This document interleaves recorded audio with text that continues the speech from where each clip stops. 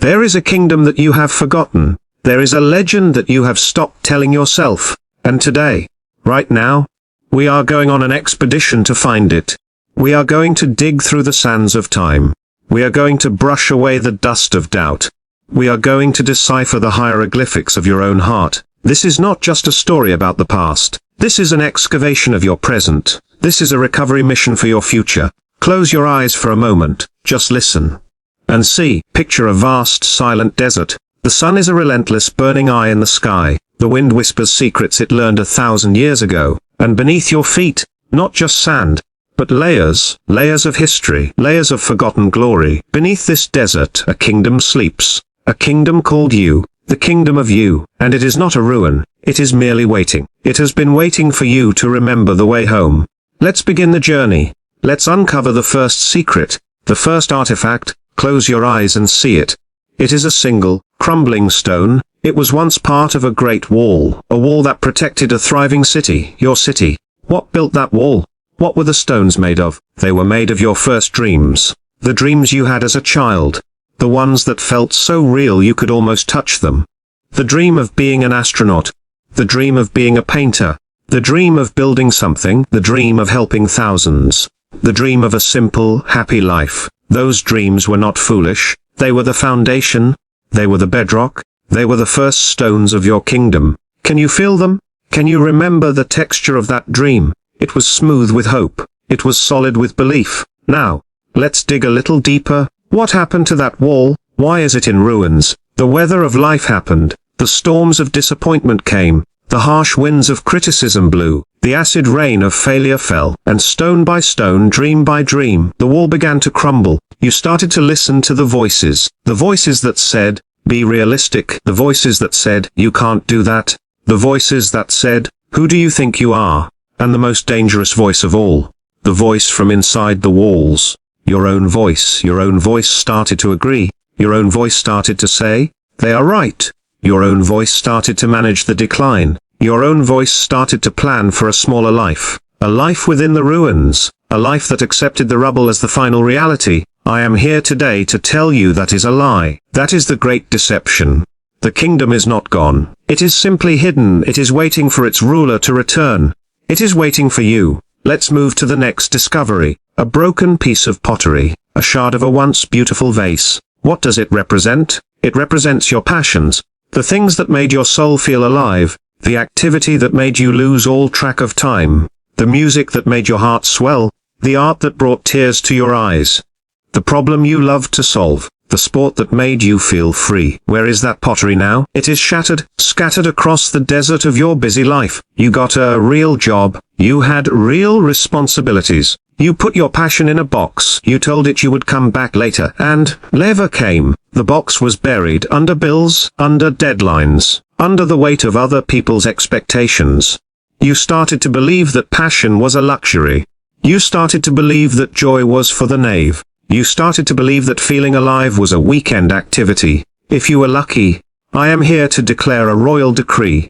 A decree from the ruler of your own soul. That passion is not a luxury. It is the lifeblood of your kingdom. It is the art on the walls. It is the music in the streets. It is the color in your sky. Without it, your kingdom is a ghost town. A monochrome memory. We must gather the shards. We must piece them back together. It will take time. It will take a delicate touch. But the glue is your intention. The glue is your decision. The decision to remember what makes you feel alive, and to pursue it, not as a hobby, but as a central pillar of your existence. Now we find an old, dried-up well. The well is deep, but there is no water. What does this well represent? It represents your spirit, your energy, your vitality. There was a time when this well overflowed. You had boundless energy for play. You had an endless curiosity for discovery. You asked, why 100 times a day? You believed in magic. You believed in goodness. You believed in yourself. What happened? The well ran dry. Life started drawing too much water.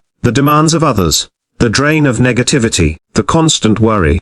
The endless to-do lists. You gave your water away until there was nothing left for you. You are now trying to live in a kingdom with a dry well. Nothing can grow. The gardens are withered. The people are thirsty. The kingdom is in a drought. And you wonder why you feel so tired. You wonder why you feel so empty. You wonder where your motivation went. It didn't leave. It is waiting at the bottom of the well, waiting for you to replenish the source. How do you refill the well? You protect your energy, you guard your peace. You say no to things that drain you. You say yes to things that fill you. You spend time in silence. You connect with nature. You read books that inspire you. You listen to music that moves you. You spend time with people who energize you. You must become the guardian of your own well, because a kingdom cannot survive without water, and your soul cannot survive without nourishment. Let's press on. We find the royal treasury. The vault is open, and it is empty. What was stored here? Your self-worth, your confidence, your belief in your own value. You were born with a treasury overflowing with gold. You were born knowing you were priceless. Then, life started making withdrawals. Someone told you weren't good enough. A failure made you feel worthless. A rejection made you feel small. And you started to believe that the treasury was empty. You started to believe you were bankrupt. You started to give your power away. You started seeking validation from others. You started looking for someone else to tell you that you were valuable. You were asking beggars for gold, when you were the king. When you were the queen. Sitting on an empty vault, that you forgot how to open.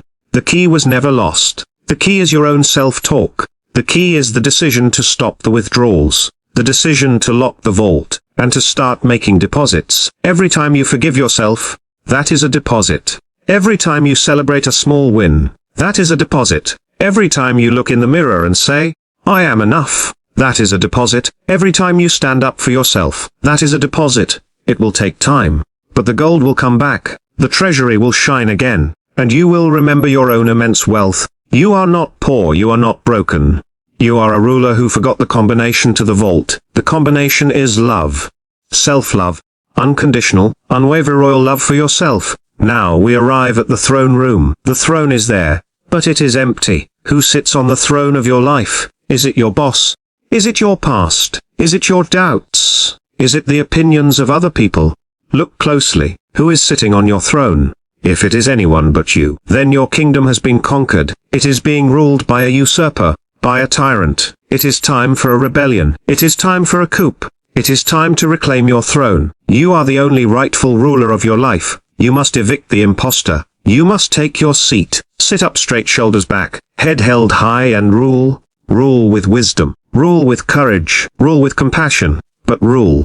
Stop letting your fears make your decisions. Stop letting your past dictate your future. Stop letting other people's opinions chart your course. You are the sovereign of your soul. You are the master of your destiny. Act like it. Decide like it. Live like it. This is your coronation day. Right now, in this moment, you are taking back the crown. Feel the weight of it on your head. It is not heavy. It is light. Because it is made of your purpose. It is made of your truth. Wear it with pride. Now, let's walk to the map room. There is a large ancient table. On it there is a map.